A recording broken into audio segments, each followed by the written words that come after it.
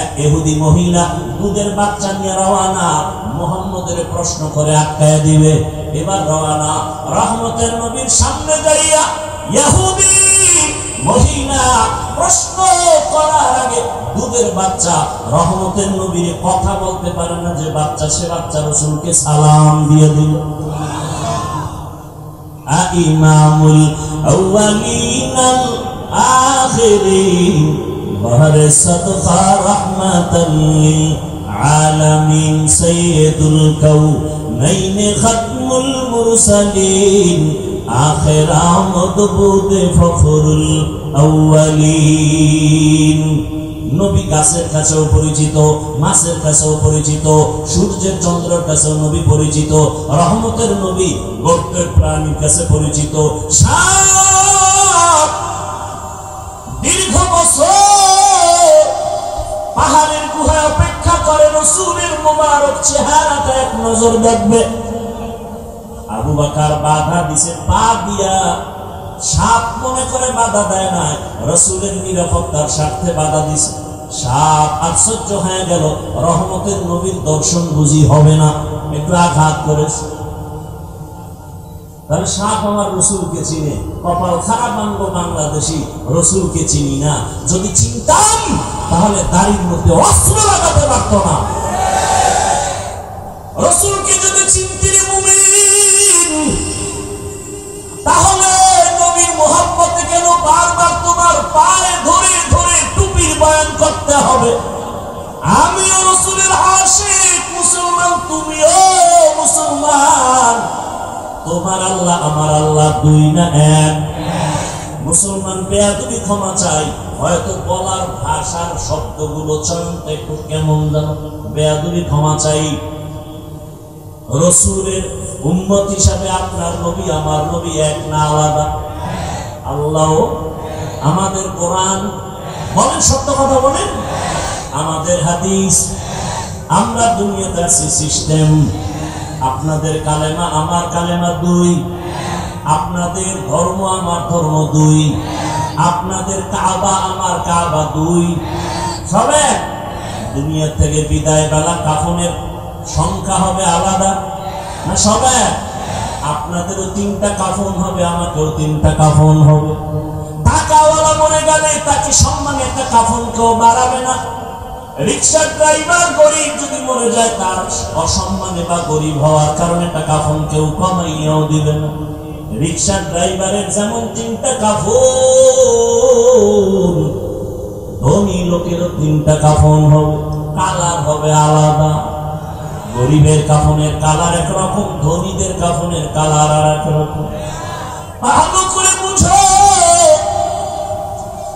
কে ধনী কে গরিব, কে আলেম কে মূর্খ, কে ইমাম কে মুক্তাদি, কে পীর কে মুরিদ। যতই আজকে বক্তা বক্তা ভাব দেখাই না কেন, কাফনের ভেতরে ঢুকার পর সব বাহাদুরি বন্ধ হয়ে যাবে। কোটি টাকার মালিক দেখো অভাব হয় না দূর, গরিবে ঘুমায় আরাম করে মনটা বাহাদুর। ফেরাউনের লাশটা দেখো মিছর জাদু ঘরে, খায় না মাটি পোকা মাছি সবাই ঘৃণা করে। হৃদয়ে থাকিবে যার নম্রতা সদা, রহমত আসিবে সেথা প্রভুর ওয়াদা। বড় বড়াই থাকলে দিলে রহমত আসবে না, নিজেকে নিজে ছোট মনে করিও সাদা। উঁচু জমিন থেকে পানি নিচু জমিনে যায়, তেমনি খোদার রহমত আসে নম্রতার হৃদয়। ভোগ বিলাসের বাড়ি গাড়ি পরে রবে সব, থাকতে সময় স্মরণ করো আল্লাহ আমার রব। اقرأ كتابك كفى بنفسك اليوم عليك حسيبا। সেদিন আর ডানে বামে তাকাবার কোনো সুযোগ হবে না। কে আপন কে পর কোনো কথা বলার কোনো সুযোগ নেই। সব মানুষগুলো উলঙ্গ দাঁড়ানো থাকবে হাসরের মাঠে। কই বাহাদুর, কই নেতা, कोई इमाम कोई मुक्तादी कोई पीर कोई मुरीद कोई बक्ता कोई श्रोता कोई डाक्तार कोई रोगी বহু বক্তা তাকায় দেখবে জাহান্নামের গরম হাওয়া গায়ে লাগতেছে কিন্তু বক্তার বয়ান শুনে বহু শ্রোতা হাসতে হাসতে জান্নাতে যাইতেছে বহু পীর সাহেব দেখবে জাহান্নামের গরম কিন্তু পীর সাহেবের সবক নিয়ে বহু মুরিদ আমল করিয়া হাসতে হাসতে জান্নাতে যাচ্ছে বহু ইমাম সাহেব দেখবে জাহান্নামের গরম হাওয়া লাগতেছে কিন্তু মুসল্লিরা বয়ান শুনে ইমামের নামাজ ধইরা জান্নাতে চলে যাচ্ছে হিসাব বড় কঠিন রহমতের নবী বলেন আবু হুরায়রা থেকে হাদিস বর্ণিত কিয়ামতের ময়দানে জাহান্নামে সর্বপ্রথম তিনজন লোক ঢুকবে পরপর তিনটা লোক সবার আগে জাহান্নামে যাবে এর মধ্যে একজন হবে গলা কাটা শহীদ আর একজন হবে আলেম আর একজন হবে টাকা পয়সা দান করনেওয়ালা দানবী দুনিয়ার সব বিবেক বলে তিনজন জান্নাতি আল্লাহর আদালত বলবে তিনটা বিনা হিসাবে জাহান্নামে জিন্দেগি বড় কঠিন কিসের বাহাদুরি করে অহংকারী করে কিসের উপরে قال رسول الله صلى الله عليه وآله وسلم ألا كلكم راع وكلكم مسؤول عن رعيته সাবধান হে উম্মত তোমরা প্রত্যেকেই দায়িত্বশীল আল্লাহর আদালতে দায়িত্বের কারণে জবাবদিহিতার কাঠগড়ায় দাঁড়াতে হবে বাবা জান্নাতে যাবে বহু করে বহু তাবলীগওয়ালা পীরের মুরিদ জিকির করনেওয়ালা পাগড়িওয়ালা বলতে গেলে ইচ্ছা করে গুনাহ করে না তারপরেও ভয় নিজে ভালো আমল করছে সন্তানটাকে দাড়িওয়ালা বানাতে পারে না উপযুক্ত মেয়ে কলেজে পড়ে বেপরদা সন্তান চাকরি করে সুদের টাকা কিয়ামতের দিনে বুজুর্গ সন্তানের কারণে জাহান্নামে যাবে সন্তান মামলা পেশ করবে আল্লাহর কাছে রব্বানা ইন্না আতা'না সাদাতানা ওয়া কুবারানা ফাআদাল্লুনা আস-সাবিলা আল্লাহ আমারে আটকাইও না আমার আব্বা আমারে নামাজের দাওয়াত দেয় নাই আমার মুরব্বী আমাকে পর্দার বয়ান করে নাই আব্বাজান কুমিল্লা শহরের ঘর থেকে উঠে আব্বায় দোকান চলে গেছে ৯টার সময় আম্মুকে টেলিফোন করে জিজ্ঞাসা করলো আমার বাবা উঠছেনি নাস্তা করছেন কিন্তু আমার বাবা জিগায় নাই আমার সন্তান ফজর পড়ছেনি আল্লাহ কইব তোর বিবেক দিছিলাম সঠিক পথে চললি না কেন সন্তান বলবে এটা একটা অন্যায় এটা বিচার হবে বিবেকের ইন্নাস সামআ ওয়াল বাসারা ওয়াল ফুআদ কুল্লু উলাইকা কানা আনহু মাসউলা সন্তান বলবে বিবেকের যদি বিচার হয় আমার একটা আবদার আছে কি আবদার রব্বানা আতিহিম দিফাইনি মিনাল আযাব ওয়ালআনহুম লা'নান কাবীরা আমার দুইটা একটা দাও আমার আব্বারে দুইটা দাও আমার আব্বা আমাকে দাওয়াত দিল না কেন আমার বাবা জুমার নামাজে গেছে কোনদিন আমারে ডাকে না চল জুমার নামাজে যাই বড় কঠিন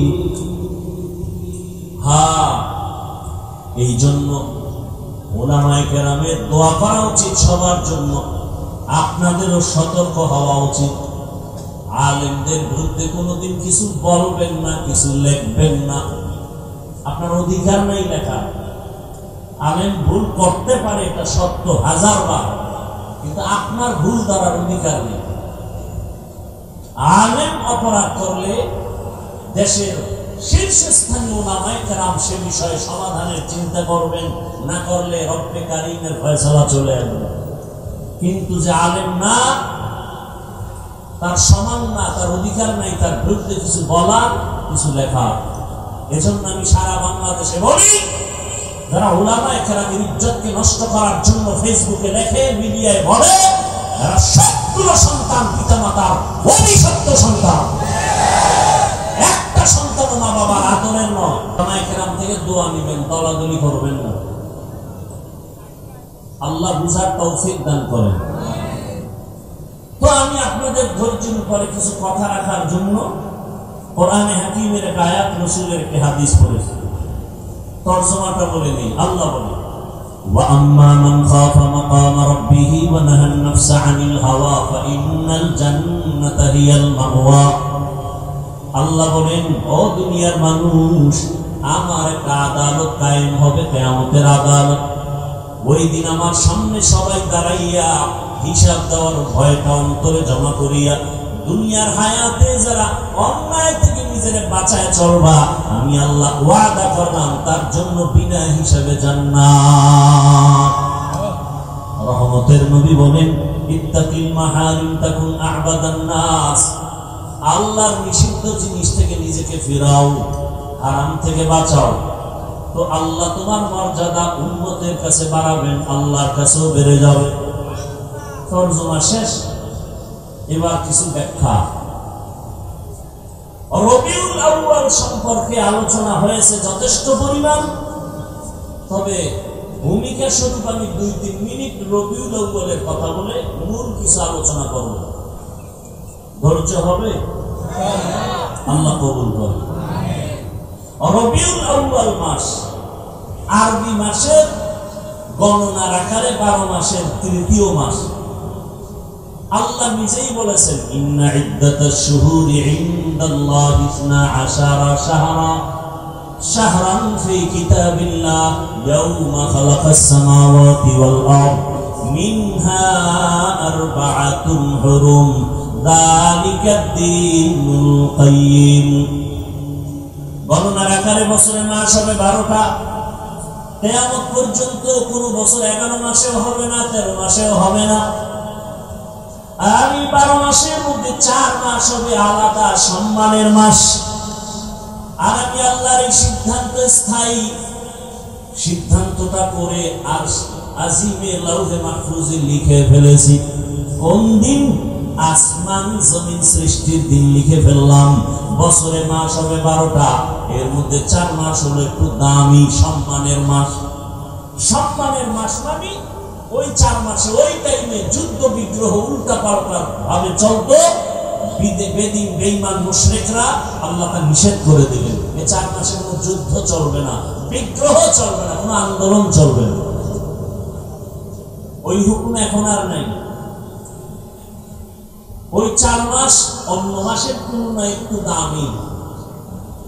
ওই মাসগুলোর নাম, প্রথম 1 মাস রজব, এরপরে জিলকাদা, যুলহিজ্জা, মুহররম, 4 মাস। আল্লাহ পাক স্থায়ী সিদ্ধান্ত নিয়ে নিলেন, মুহররম একটা সম্মানের মাস। সিদ্ধান্ত আল্লাহ লিখেছেন লাউহে মাহফুজে, কোন দিন? আসমান জমিন সৃষ্টির দিন। এই 4 মাসের মধ্যে রবিউল আউয়ালের কোনো নাম নাই, রমজানেরও নাম নাই। তার মানে কি ওই মাসগুলোর সম্মান নাই, দাম নাই? আছে। আল্লাহর কাছে এত দামের জন্য এগুলো স্বতন্ত্র। যেমন আম্মা জান আয়েশা রাদিয়াল্লাহু তাআলা আনহা রহমতের নবীর কাছে মাঝে মাঝে অনেক অজানা জিনিস জানার জন্য প্রশ্ন করতেন। একদিন আম্মা জান ভাবলেন, বাবা আবু বকর সিদ্দিককে নবী এত আদর করেন, ভালোবাসেন, পাশে ওমর, নবী যেখানে যান এক পাশে আবু বকর আর এক পাশে ওমর, পরামর্শ তাদের থেকে নেন। আমলও তারা অনেক আগানো। আম্মা জান প্রশ্ন করলেন, ইয়া রাসূলুল্লাহ, আপনার সাহাবায়ে কেরামের মধ্যে সবথেকে দামি কে? আম্মা জান প্রশ্ন করলেন, ধারণা নিয়ে যে বাবার নামটা চলে আসবে। নবীও বুঝতে পারছেন, নবীজি বাবার নাম আর বলে নাই, আবু বকরের নাম না বলে বলে আমার সাহাবাদের মধ্যে খুব দামি আমার সাহাবী ওমরে ফারুক। কে? ওমরে ফারুক। আম্মা জান মনে মনে পেরেশান, আব্বার নাম কইল না, ওমরের নাম। নবী আবার বারবার এটাকে ট্রাই করে বলে, জানুনি আয়েশা ওমরের দাম কত? আকাশে দিয়ে তাকায় দেখো, নক্ষত্র দেখা যায়, গণনা করা যায় না। ওমরের এই পরিমাণ নেক আমল যা গণনা করা যাবে না। আম্মা জান ভাবে নাম কইব আব্বা, খালি ওমরের দা কেন? নবীও ঘুরাইতেছে, কয় না, বুঝতেছে আম্মা জান আয়েশার অবস্থা। তো আম্মা জান আয়েশার মনে ধারণা আব্বার নাম কয় না, নবীও ঘুরায় কয় না। আম্মা জান এবার কয় না, মুখ খুইলে বইলেই ফেলাম, বইলেই ফেলাইছে। আপনি যে ওমরের নাম কইলেন, আমার আব্বার কি খবর? নবীকে আবু বকর বলে। হ্যাঁ, আবু বকর তো স্পেশাল। আবু বকর স্পেশাল। বছরে 12 মাসে 4 মাস দামি, রজব, জিলকাদা, যুলহিজ্জা, মুহররম, রমজান কই, রবিউল আউয়াল কই, এটা তো স্পেশাল। শাহরু রমাদান আল্লাযী উনজিলা ফীহিল কুরআন হুদাল লিন-নাস ওয়া বায়িনাতিন মিনাল হুদা ওয়াল ফুরকান। রবিউল আউয়াল বারবার আলোচনা আসে কেন? সবাই নবীর জন্ম মোবারকের আলোচনা করে, কিন্তু শুধু জন্মটাই রবিউল আউয়ালের মধ্যে সীমাবদ্ধ না। রবিউল আউয়াল এমন একটা মাস, আমরা অনেক নিয়ামত পেয়েছি রবিউল আউয়ালে। ভালো করে মনে রাখবেন, এই রবিউল আউয়ালে রাসূলের আগমনকে কেন্দ্র করে আলোচনার ব্যানার গুলোতে আমরা অনেক শব্দ দেখি। যেমন এই চট্টগ্রাম, কুমিল্লা, বাংলাদেশ সহ বিভিন্ন ব্যানার দেখলাম, লেখা আছে মিলাদুন নবী, আবার তার সামনে আছে ঈদ, আবার একটু বড় করে উপরে লেখা আছে সকল ঈদের বড় ঈদ, ঈদে মিলাদুন নবী। মিলাদুন নবী এই কথার বিরোধিতা কোনো আলেম করে না, করতে পারে না, কিন্তু ঈদ শব্দ নিয়ে কি লোকাল করতে পারে অনেকে, সেটা ভিন্ন কথা। তবে ভালো করে মনে রাখবেন, কুমিল্লা টাউন হলে 13 সেপ্টেম্বরের ব্যানারে লেখা মিলাদুন নবী। কথা বলুন, লেখা সিরাতুন নবী। ভালো করে মনে রাখবেন, আমি পেশের কথা বলি সহজে বোঝার জন্য বলতেছি। বাংলাদেশের রাসূলের শানের কয়েকটা শব্দ বা বাক্য দেখি। এক নম্বরে মিলাদুন নবী, দ্বিতীয় সিরাতুন নবী, আর একটা বাক্য দেখি দাওয়াতুন নবী, আর একটা বাক্য দেখি ওয়াফাতুন নবী। ভালো করে মনে রাখবেন, মিলাদুন নবী, সিরাতুন নবী, দাওয়াতুন নবী, ওয়াফাতুন নবী, এই চারটা বাক্য একমাত্র, শুধুমাত্র, কেবলমাত্র রাহমাতুল লিল আলামিনের শানের বাক্য। আর কারো বেলায় চারটা বাক্য ব্যবহার হয় না। মুসা নবীর বেলায় হয় না, ঈসা নবীর বেলায় হয় না, ইব্রাহিম নবীর বেলায় ব্যবহার হয় না। এই চারটা বাক্য আমার রাসূলের শানের বাক্য। এই চারটা বাক্যকে, রাসূলকে যেইভাবে মহব্বত করো, এই চারটা বাক্যকে ওইভাবে মহব্বতের নজরে দেখবে। যদি কেউ এই চারটা বাক্য বাঁকা নজরে তাকায়, ওর ঈমান বাঁকা হয়ে যাবে, আখিরাত ও দুনিয়া বাঁকা হয়ে যাবে। বুঝেন নাই? চারটা মিলাদুন নবী ও রাসূলের শানের শব্দ বাক্য, সিরাতুন নবী ও রাসূলের শানের বাক্য, দাওয়াতুন নবী ও রাসূলের শানের বাক্য, ওয়াফাতুন নবী ও রাসূলের শানের বাক্য। অর্থ কি? মিলাদুন নবী অর্থ আমাদের সুপরিচিত নবী, শ্রেষ্ঠ নবীর জন্ম মোবারক। সিরাতুন নবী অর্থ আমাদের সুপরিচিত নবী, শ্রেষ্ঠ নবীর জীবন আদর্শ। ওয়াফাতুন নবী অর্থ আমাদের সুপরিচিত নবী, শ্রেষ্ঠ নবীর ইন্তেকাল। দাওয়াতুন নবী অর্থ আমাদের শ্রেষ্ঠ নবী, তার জীবনের দাওয়াত তাবলীগের একটা অংশকে বলে আমাদের সুপরিচিত নবী। পৃথিবীতে সুপরিচিত নবী একজন। কয়জন? কেমন পরিচিত? আমাদের রবকে। আর জোরে বলেন। তাহলে আমাদের কাফনের কালারও কি এক? কবরের সাইজ একটু আলাদা হবে, কবরের সাইজও সবার এক। কবরে মাটি দেওয়ার পরে প্রশ্ন করার জন্য দুই ফেরেশতা আসবে। আমার প্রশ্ন আলাদা, আপনারটা আর একটা প্রশ্ন। কে ধনী, কে গরিব, কে পীর, কে মুরিদ, কে টাকাওয়ালা, কে গরিব, সবার বেলায় তিনটা প্রশ্ন। রবের পরিচয় দাও, ধর্মের পরিচয় দাও, রাহমাতুল লিল আলামিনের পরিচয় দাও। তুমি যত টাকার মালিক হও, তোমাকেও যেই প্রশ্ন, আমাকেও সেই প্রশ্ন। এই প্রশ্নের নবী বলেন, যারা জবাব দিতে পারবে তার কবর হবে রাউযাতুম মিন রিয়াদিল জান্নাহ, আর যারা জবাব দিতে পারবে না তাদের কবর হবে হুফরাতুম মিন হুফারিন নার। যারা তিন প্রশ্নের জবাব দিবে তাদের কবর হবে জান্নাতের বাগান। আল্লাহ রাসূল বলে গায়বী একটা আওয়াজ আসবে রব্বে কারীমের তরফ থেকে।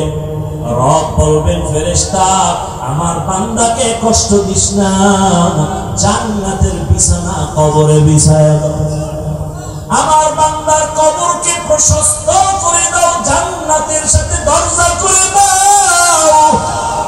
আমার ভালোবাসার বান্দা দুনিয়াতে গরমকে উপেক্ষা করে নামাজে দাঁড়ায়, আল্লাহর মহব্বতে বান্দা নামাজ ছাড়ে নাই, তেলাওয়াত ভুলে নাই। আমি আল্লাহ বান্দাকে ভুলতে পারি না। ফাযকুরুনি আযকুরুকুম।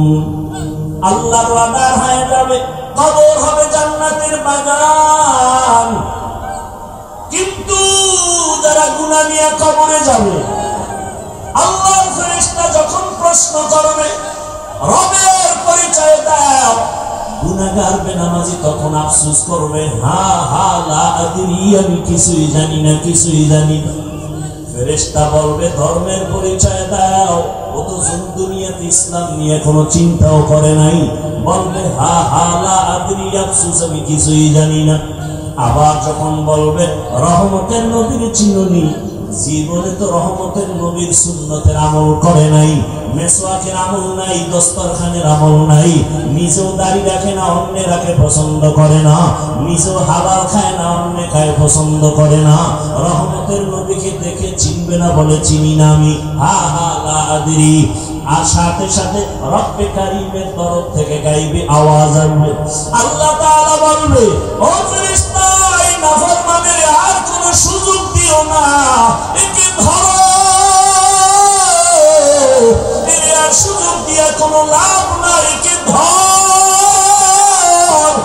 আমার দেওয়া পানি, আমার দেওয়া বাতাস, আমার দেওয়া সূর্যের আলো, চাঁদের আলো, আমার দেওয়া জমিনের ফল খাই, ফসল খাইলো, গাছের ফল খাইয়া, নদীর মাছ খাইয়াও বান্দা আজান শুনে মসজিদে যায় নাই।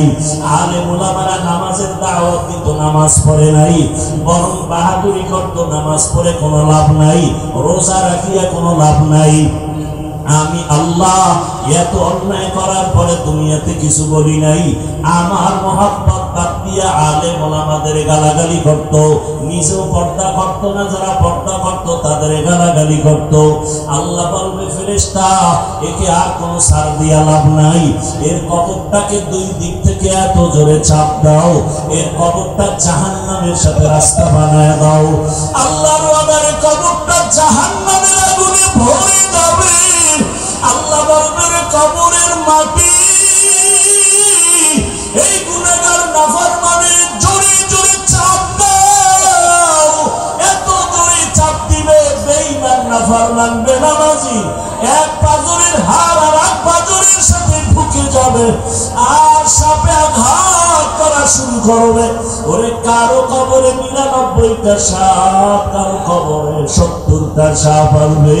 ও আমার কলিজার যুবক বাবারা, ও বৃদ্ধ বাবাজিরা, ও পর্দার আড়ালের মা বোনেরা, একটু আগে আপনারা নিজেরাই স্বীকার করলেন আপনার আল্লাহ আমার আল্লাহ এক, নবী এক, কোরআন এক, কাবা এক, ধর্ম এক, কালেমা এক, কাফনের কালারও এক, কবর এক, প্রশ্ন এক। তারপর কেন আপনাকে টুপির বয়ান করতে হবে? আপনাকে কেন পর্দার বয়ান করতে হবে? আমি টুপি খুলতে চাই না, আর আপনি টুপি দিতে চান না। আমি দাড়ি কাটতে চাই না, আপনি রাখতে চান না। আমি মসজিদে না ঢুকলে কষ্ট পাই, আর আপনার ঢুকতে গেলে কষ্ট লাগে। বুঝি না আমি ভুলে আছি নাকি আপনারা ভুলে আছেন। এরপরেও তো পাও ধরে ধরে উলামায়ে কেরাম আপনাদের বুঝায়, এত বিরোধিতা করেন তারপরও কোনো উলামায়ে কেরাম গালি দেন না। আরে সরকারি চাকরি করে, বেসরকারি চাকরি করে যারা, দৈনিক 8 ঘন্টা ডিউটি, মাসে 20,000 টাকা বেতন পায়, নিম্নে আরো কত বেশি পায়, আবার বিভিন্ন ভাবে আরো ইনকাম আছে। কিন্তু একবারও কি ভাবছেন বিবেক দিয়া, একজন আলেম মসজিদে ইমামতি করতে গিয়া 24টা ঘন্টায় ডিউটি করে, বেতন 10,000, গ্রাম এলাকায় 5,000 এর বেশি দেওয়া হয় না, তাও মাসে মাসে ক্লিয়ার না। একজন ইমাম 24 ঘন্টা 12 মাস ডিউটি করিয়াও বেতন ঠিক মতো না পাইয়া কোনদিন না কোন কমিটির বিরুদ্ধেও বলে না, বদদোয়াও করে না, বরং মোনাজাতে চোখের পানি ছেড়ে দোয়া করে, হে এলাকায় শান্তি দাও, ব্যবসায় বরকত দাও, কবরওয়ালাদের জান্নাত বানায় দাও, অসুস্থ রোগীরে সুস্থ বানায় দাও। উলামায়ে কেরাম এত কষ্ট করিয়া নিঃস্বার্থভাবে আপনাদের পেছনে দৌড়ায়। ও আল্লাহর বান্দারা, এরপরও যদি আলেমের কথা না শুনিয়া বিরোধিতা করিয়া কবরের বিছানায় পড়িয়া যান, আল্লাহর ওয়াদা হয়ে যাবে জাহান্নামের ফেরেশতাকে ধর, আমি এদের আর কোনদিন ছাড় দিব না। এদেরকে কিয়ামতের দিন টানতে টানতে জাহান্নামের দিকে নেওয়া হবে, আর অর্ডার হবে, ওয়াসিকাল্লাযীনা কাফারু ইলা জাহান্নামা যুমারা হাত্তা ইযা জাউহা ফুতিহাত আবওয়াবুহা ওয়া ক্বাল, আল্লাহ তাআলা জাহান্নামের অর্ডার করবে, কে ধরে নাও। কিয়ামতের ময়দান এমন কঠিন ময়দান হবে। আম্মা জান আয়েশা বলেন, একদিন দেখি রহমতের নবী আমার হুজরায় বসে গুনগুন করে কান্না করেন। আমি আয়েশা ভয় পেয়ে গেলাম, বুঝি আমার বেয়াদবি হয়ে গেল। আমি গিয়ে জিজ্ঞাসা করলাম, ইয়া রাসূলুল্লাহ, আপনি কাঁদেন কেন? মায়ার নবী কয়, আয়েশা, আমার যখন খাদিজার কথা মনে পড়ে চোখের পানি ধরে রাখতে পারি না রে আয়েশা। ওরে আরবের মানুষ আমাকে যখন তাড়াইয়া দিত, ওরে আমার জন্মভূমিতে থাকতে দেয় নাই, ওই সময় আমার খাদিজা আমার জীবনের বড় সফলতার চাবি হয়ে আসছে। ও আয়েশা, খাদিজার কথা মনে যখন পড়ে চোখের পানি ধরে রাখতে পারি না, আর যখন হাসরের ময়দানের কথা মনে পড়ে কান্না করি কেন ইয়া রাসূলুল্লাহ? আল্লাহর নবী বলেন, আয়েশা, হাসরের ময়দানটা তো কঠিন, ওই জমিনটা সূর্যের গরমে তামা হয়ে যাবে, অন্যদিকে জাহান্নামের আওয়াজ, ওই সময় আমার আল্লাহ রাগান্বিত আওয়াজ দিতে থাকবেন, লিমানিল মুলকুল ইয়াউম লিল্লাহিল ওয়াহিদিল কাহ্হার, এমন আওয়াজ দিবে হাসরের ময়দানটা থরথর করে কেঁপে উঠবে। এত কঠিন অবস্থা হবে, জাহান্নাম চিৎকার দিয়া বলবে, আল্লাহ, বেনামাজি আমার পেটের মধ্যে দাও, তোমার গুনাহগার বান্দা বান্দি আমাকে দাও, ক্ষুধা লাগছে। আল্লাহ বলবে, ফেরেশতারা জাহান্নামকে ফিরাও। জাহান্নাম যদি আগে যায়, বিচার করতে পারবো না, শিকল লাগাইয়া ধরো, 70,000 শিকল লাগাইয়া জাহান্নাম কেমন ভাবে আঁকড়াইয়া ধরবে। ও আমার বাবারা, রাসূল যদি জাহান্নামের ভয় কান্না করেন হাসরের ময়দানের কথা চিন্তা করে, আপনার আমার কি উপায়? কপাল খারাপ, এক ফোঁটা চোখে পানিও নাই। ওরে ডানে বামে তাকাইয়া দেখো, এই বান্দার চোখে কেন পানি? ওরে ও টাকার জন্য কাঁদে না, বাড়ির জন্য কাঁদে না, ওর অন্তরে জাহান্নামের ভয়, ওর অন্তরে হাসরের ময়দানে সূর্যের গরমের ভয়। ওই বান্দা কান্না করে, চিন্তা করে, টাকা পাইলাম, বাড়ি পাইলাম, গাড়ি পাইলাম, সম্মান পাইলাম, কিন্তু মরার পরে কি উপায় হবে সে চিন্তা তো করি নাই। ছেলেও আমার কবরে যাবে না, মেয়েও যাবে না, আপন কেউ যাবে না। এই চিন্তা যখন আসে চোখ দিয়া পানি বের হয়ে যায়। রহমতের নবী বলেন, আয়েশা এমন অবস্থা হবে আল্লাহ বলবে 70,000 শিকল দিয়া জাহান্নামকে ধরো, আমি বিচার শেষ করার পরে তারপরে জাহান্নামকে ছাড়বা। আল্লাহর ওয়াদারে জাহান্নামের গলায় শিকল লাগায় বাঁধবে। 70,000 শিকলের গোড়ায় গোড়ায় 70,000 ফেরেশতা ধরিয়া রাখতে পারে না। তখন আমার মায়ার নবী দেখে সহ্য করতে পারবেন না। মায়ার নবী দেখবে মুসা নবীর কান্না, ঈসা নবীও কাঁদবে ওই হাসরের মাঠে। ইব্রাহিম নবীর কান্না, ঈসা নবীর কান্না। আম্মা জানকে নবী বলেন, আয়েশা তখন আমিও কান্নায় পড়ে যাব। সবাই নিজের জন্য কাঁদবেন, আর আমি মাওলার দরবারে মাকামে মাহমুদে সিজদায় পড়ে কাঁদবো আর বলবো, হে মালিক জাহান্নামকে ফিরাও, আমার উম্মত যেন জাহান্নামে ধরতে না পারে। আমার আল্লাহ তখন বলবেন, নবী মাথা উঁচু করেন, আপনি কাঁদবেন না, আমি আপনাকে কান্না করার জন্য পাঠাই নাই। তখন নবী বলেন, আল্লাহ কুদরতি ভাবে একটু পানি দিয়া জাহান্নামকে বলবে, ফেরেশতাকে বলবে জাহান্নামের ছিটাইয়া দাও। আল্লাহর কুদরতি হাতের পানি নিয়ে যখন জাহান্নামে ছিটায় দিবে, জাহান্নামটা পেছন দিকে দৌড়াতে থাকবে।